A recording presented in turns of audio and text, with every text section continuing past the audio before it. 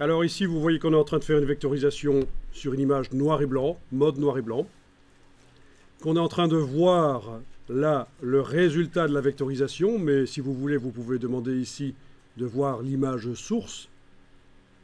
Donc vous revoyez votre image pixel, mais je vous conseille de remettre très vite affichage résultat de la vectorisation. Vous voyez les vecteurs.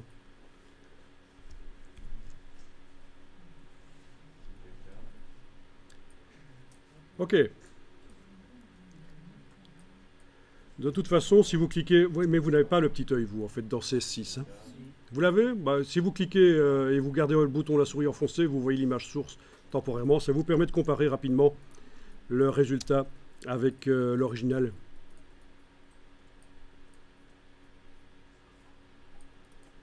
Bon, vous voyez qu'on a une espèce de stylisation ici. Il y a une interprétation de l'image. Vous voyez que les oreilles de mon fourmilier sont un peu courbes, et dans la version vectorisée, elles deviennent droites. Mais tout ça, on va pouvoir le régler si ça vous dérange que le résultat soit comme ça, ou si vous voulez tester, vous allez pouvoir régler. Alors, vous allez déjà jouer sur le curseur seuil, parce qu'en fait, sur le bord de mon image source, il y a des pixels gris qui font le flou. Et ces pixels gris, il faut décider, tiens, est-ce qu'ils deviennent noirs ou est-ce qu'ils deviennent blancs? Et ça, c'est le seuil.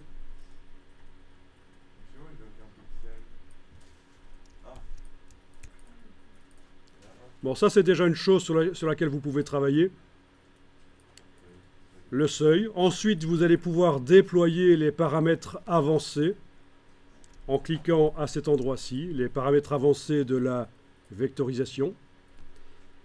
Et dans les paramètres avancés, vous avez la fidélité à l'image originale, faible ou élevée, le nombre d'angles, et éventuellement un flou apporté sur l'image avant vectorisation. Donc ce sont les trois curseurs qui sont là. Donc, regardez ce qui se passe si on met le curseur élevé, plutôt vers élevé. Eh bien, la rondeur des oreilles du fourmilier, on les retrouve. Tandis que si c'est faible, ben, ça devient de plus en plus une interprétation. Ça peut être très intéressant pour créer des illustrations sympas. À un certain moment, on ne voit plus ce que ça représente. Faites attention quand même. Voilà. Donc, c'est les paramètres de vectorisation que, en fonction de chaque image, vous mettez des choses différentes. C'est vous qui regardez ce que ça donne. Alors, il y a plein d'options. Ne commencez pas à enclencher n'importe quoi. Il y a juste une option qu'on va encore enclencher ici, c'est le fait que le fond blanc derrière la silhouette ne doit pas être pris en compte. Ça ne doit pas générer des vecteurs. On va donc cocher l'option « Ignorer le blanc ». Voilà. Bon, ben il n'y a pas grand-chose à faire ici. C'est une image super simple pour commencer la vectorisation, c'est bien. Ignorer le blanc est enclenché. Ça fait quoi? Ben, ça fait en sorte que le blanc du fond de l'image devient transparent. Vous ne le voyez que si vous demandez l'affichage de la transparence. Menu affichage, afficher le damier de transparence. Si vous décochez ignorer le blanc, on va avoir des vecteurs blancs.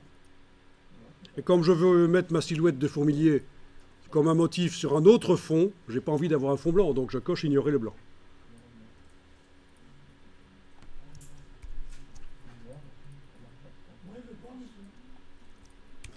Voilà, donc toi tu ne voyais pas que l'option ignorer le blanc transformée en transparence parce que tu n'avais pas la case aperçue cochée, tout simplement.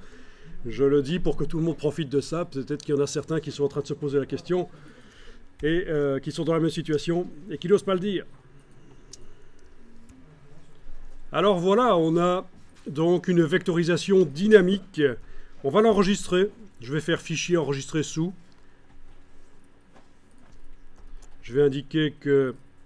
je vais peut-être renommer cette fois-ci. Plutôt que de garder le nom sans titre, je vais peut-être dire que c'est la vectorisation et que c'est la version 1 de ce document.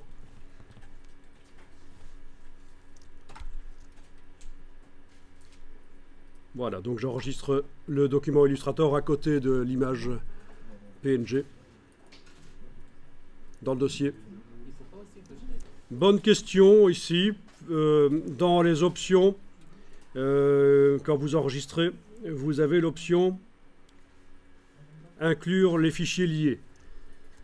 Donc ça va prendre une copie de l'image et la mettre dans le document Illustrator. Si vous avez de l'ordre, si vous n'allez pas effacer l'image, ça n'est pas utile cette option. D'accord? Donc inclure les fichiers liés, ce n'est pas utile. Parce que vous n'allez pas, à un certain moment, dans le dossier, jeter l'image. Ce qui serait évidemment ennuyeux puisque le document Illustrator l'utilise, cette image. Il n'y a pas besoin. Ça peut parfois être intéressant parce que ça met tout en un seul fichier, les images liées qui sont incorporées au document. Mais dans ce cas-ci, non. Donc on est d'accord, l'image qui est là est super importante. Le fichier Illustrator l'utilise. Si on la jette, le fichier Illustrator, ben, il va foirer, il ne montrera pas les choses comme il faut. Même chose quand vous faites une mise en page avec InDesign, si vous jetez les images, ben, votre document InDesign, il va s'imprimer mal.